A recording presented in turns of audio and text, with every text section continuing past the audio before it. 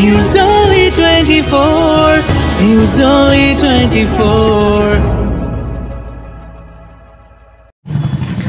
বাংলা ৩৩তম সন্তোষ trophy বিজয়ের পর কলকাতায় ফিরেই আজ সম্বর্ধিত হলো কলকাতা মেয়রের হাত ধরে। আজ সন্ধ্যায় এক বর্ণাঢ্য অনুষ্ঠানের মাধ্যমে ঘোড়ার গাড়িতে চড়ে বাংলার কোচ সঞ্জয় সেন সহ পুরো ফুটবল দলকে দেখা গেল দক্ষিণ কলকাতার রাজপথে। চেতলা অগ্রণীর উদ্যোগে এদিন এক রাজকীয় সম্বর্ধনা অনুষ্ঠানের আয়োজিত করা হয়। উক্ত অনুষ্ঠানে উপস্থিত ছিলেন আইএফএ সচিব অনির্বাণ দত্ত সহ বাংলার কোচ সঞ্জয় সেন এবং কলকাতার মাননীয় মেয়র শ্রী ফিরহাদ হাকিম। আসুন এক ঝলকে দেখে নিই নিউজ 24-এর ক্যামেরায় সেই অনুষ্ঠানের কিছু দৃশ্য।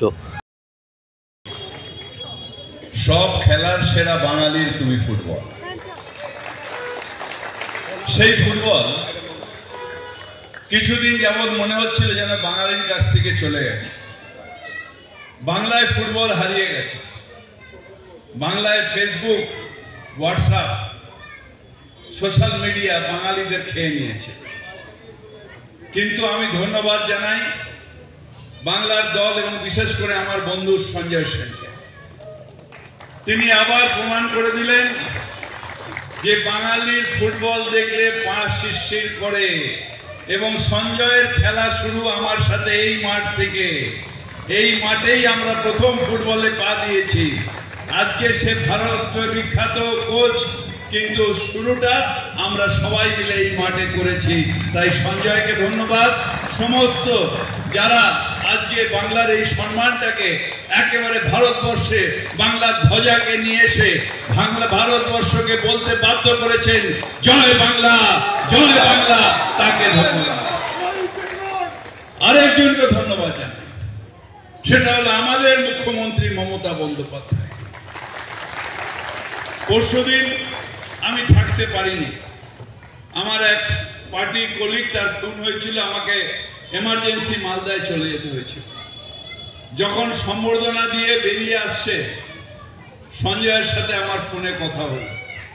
সঞ্জয় বলল, জানিস আমি ভেবে গেছিলাম আমার টিমের ভবিষ্যতের জন্য এই কথাটা আমি ভাবছিলাম যে আমাকে বলতে দেবে, তখন মুখ্যমন্ত্রীকে আমি অনুরোধ করব যে আমার টিমের ম্যাক্সিমাম ছেলে গরিবের ঘর থেকে এসছে, তাদের জীবনের একটা পার্মানেন্ট সলিউশন, তার একটা পার্মানেন্ট সলিউশন আপনি করে দিন। কিন্তু আমার মনের কথা আমার মনেই রয়ে গেল।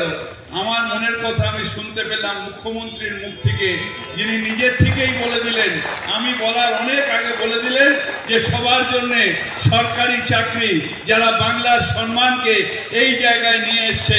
তাই মুখ্যমন্ত্রীকে অজস্র ধন্যবাদ, অজস্র ধন্যবাদ, অজস্র ধন্যবাদ।